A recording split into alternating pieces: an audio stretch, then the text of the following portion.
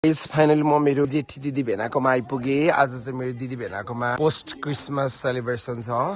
म चाहिँ मावा दिनबाट आएको है गाइस। यो चाहिँ नुन्डाकी हो, यहाँ स्मल टाउन छ। सबैलाई जय मसी। ल म भर्खर आइपुगेँ, जय मसी।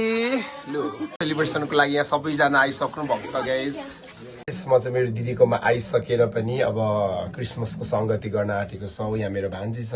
Hello, Merry Christmas to everyone. यो चाहिँ पोस्ट क्रिसमस सेलिब्रेसन है गाइज। हाम्रो पुलाउ चाहिँ यसरी रेडी भएको छ है गाइज। यो चाहिँ हाम्रो पोर्क करी यस्तो रेडी भएको छ। यो चाहिँ हाम्रो रोटी है गाइज, रोटी अचार हो गाइज। चाहिँ खसीको मासु हो। सरले चाहिँ खसीको मासु मात्रै खानुहुन्छ अहिले। सर आराम हुनुहुन्छ नि?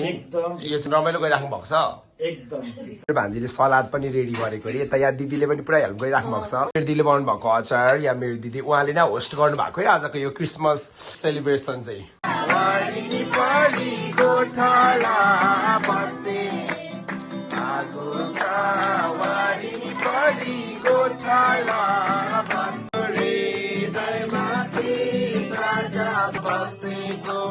जया जया भारत राजाको जया जया जया हो सदा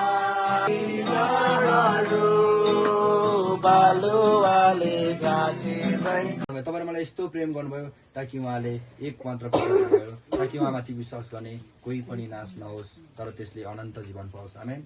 यसो ख्रीष्ट आउनुको अर्थ चाहिँ कोही पनि मानिस नाश नहोस्, त्यो पापबाट कोही पनि मानिसहरू चाहिँ के त पापमै डुबी नरहोस् तर त्यसले छुटकारा पाओस् भनेर चाहिँ परमेश्वर चाहिँ संसारमा आउनुभयो। त्यसकारण परमेश्वरले तपाईँ र मलाई चाहिँ प्रेम गर्नुहुन्छ। त्यो प्रेम गरेको कारण चाहिँ यसो ख्रीष्ट संसारमा आउनुभयो ताकि अब जतिले उहाँलाई विश्वास गर्छन् तिनीहरू चाहिँ कोही पनि नाश हुने छैन तर त्यसले चाहिँ अनन्त जीवन पाउनेछ। गाइस यो चाहिँ मेरो दिदीले सबैजनालाई यसरी गिफ्ट रेडी गर्नु भएको छ। अब के छ भने हेर्छौँ। हाम्रो विशेष गरेर हाम्रो अतिथि दाईहरू हुनुहुन्छ चैनपुरबाट भाइ अनि दाजु। म दाजुहरूलाई राम्रोसँग चिन्छु अनि विशेष गरेर हामी अहिले क्रिसमसको उपलक्ष्यमा मेरो दिदी र भेनाले यसरी गिफ्ट बाँड्दै हुनुहुन्छ। दिदीले चाहिँ यहाँ बनाउँदै हुनुहुन्छ, भेनाले चाहिँ सबैलाई दिँदै हुनुहुन्छ यहाँ।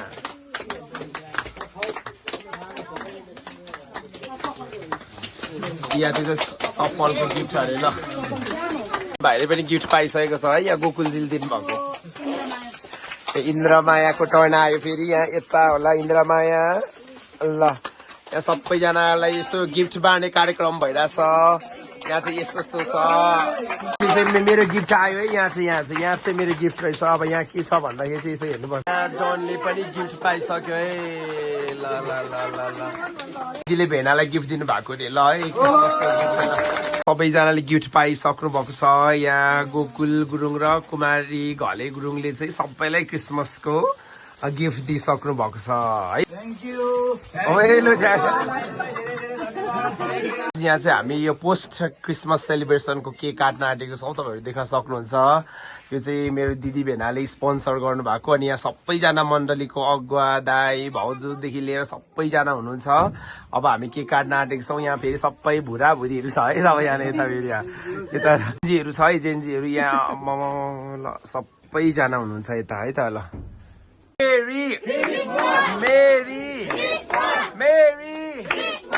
यसरी हामी काट्दैछौँ। ल केक काट्दै हुनुहुन्छ। ल ओके। बाँड्ने कुराहरू भइरहेको छ। यहाँ यस्तो खाने कार्यक्रम हुँदैछ। है। हतिज पनि पुरा दिँदैछ यता। यहाँ खाने यता चाहिँ यहाँ बसियो अनि सबैजना क्रिसमस चाहिँ बवाल लागिरहेछ होइन त। ल गाइस म चाहिँ यहाँ मेरो दिदी भेनाकोमा पोस्ट क्रिसमस पार्टीमा यहाँ पुरा खाँदैछु।